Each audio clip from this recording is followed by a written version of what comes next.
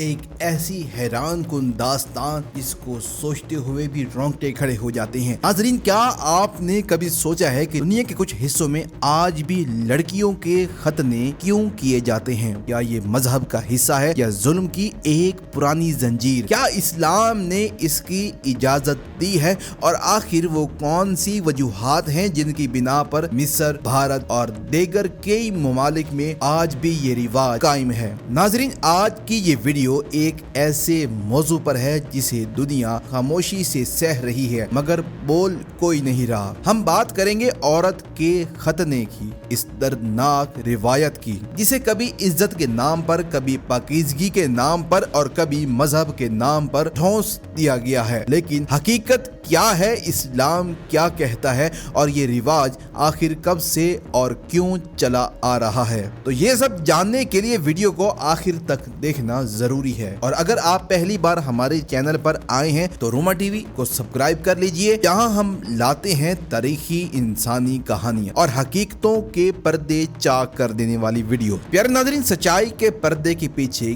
کیا ہے؟ ناظرین، سب سے پہلے بات کرتے ہیں اسلامی حکم کی۔ فقہاء کے درمیان اختلاف ہے، کچھ اسے سنت یا مستحب کہتے ہیں جبکہ کچھ کہتے ہیں کہ عورتوں پر ختنہ لازم نہیں ہے، یعنی اگر نہ کیا جائے تو کوئی گناہ نہیں۔ حدیث ابو داؤد شریف میں آتا ہے، رسول اکرم صلی اللہ علیہ وسلم نے عورتوں کی ختنہ کرنے والی عورتوں سے فرمایا زیادہ نہ کاٹا کرو۔ تو اس حدیث سے علماء سمجھا کہ یہ عمل سختی سے نہیں بلکہ احتیاط سے کیا جائے۔ لیکن ناظرین، اسلام نے کبھی عورت کو تکلیف دینے یا اس کی عزت نفس کو زخمی کرنے کا حکم دیا ہی نہیں۔ یہ یاد رکھیے کہ شریعت کا ہر حکم رحمت ہے، ظلم نہیں۔ مگر عرب ممالک میں، خاص طور پر مصر میں، یہ روایت صدیوں سے چلی آ رہی ہے۔ وہاں قدامت پسند قبائل لڑکی کے ختنہ کو پاکیزگی کی علامت سمجھتے ہیں۔ اگر کسی عورت کا ختنہ نہ ہو تو اسے ناپاک کہہ کر شادی کے قابل بھی نہیں سمجھا جاتا۔ 2008 میں مصر میں یہ عمل غیر قانونی قرار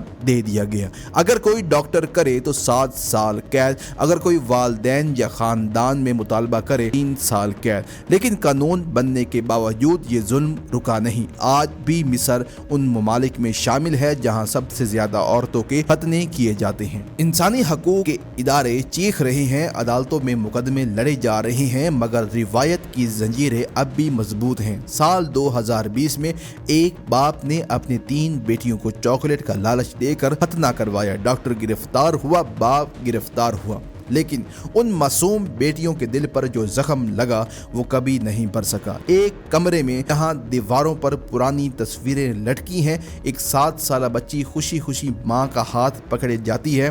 ماں کہتی ہے، چلو بیٹا تمہیں چاکلیٹ ملے گی، اور پھر ایک لمحہ، ایک چیخ اور پوری زندگی کے لیے درد اس بچے کے وجود میں ٹھہر جاتا ہے۔ یہ کسی ایک کی کہانی نہیں، یہ کہانی ہے ہزاروں بچیوں کی جو آج بھی روایات کے نام پر زخمی کی جاتی ہیں۔ ناظرین، اس عمل کو انگلش میں فیمیل جینٹل میٹولیشن یعنی عورت کے جنسی اعضاء کو کاٹنا۔ یونیسیف کے مطابق دنیا کے تقریباً 27 ممالک میں یہ رواج اب بھی موجود ہے، جن میں مصر، سوڈان، صومالیہ، ایتھوپیا، بھارت اور پاکستان کے کچھ علاقے شامل ہیں۔ اور حیرت کن بات یہ ہے کہ دنیا بھر میں 70 کروڑ سے زیادہ خواتین اس عمل سے گزر چکی ہیں۔ سوچئے، 70 کروڑ زخم، 70 کروڑ کہانیاں، اور ہر کہانی کے پیچھے ایک ماں یا نانی ہے جو خود بھی کبھی اس ظلم سے گزری تھی۔ بھارت میں یہ رواج بوہرا کمیونٹی میں عام ہے۔ یہ کمیونٹی بظاہر جدید ہے مگر اس ایک مسئلے پر اب بھی پرانی روایات کی قیدی ہے۔ 7 سال کی عمر میں لڑکیوں کا ختنہ کروا دیا جاتا ہے، کبھی کسی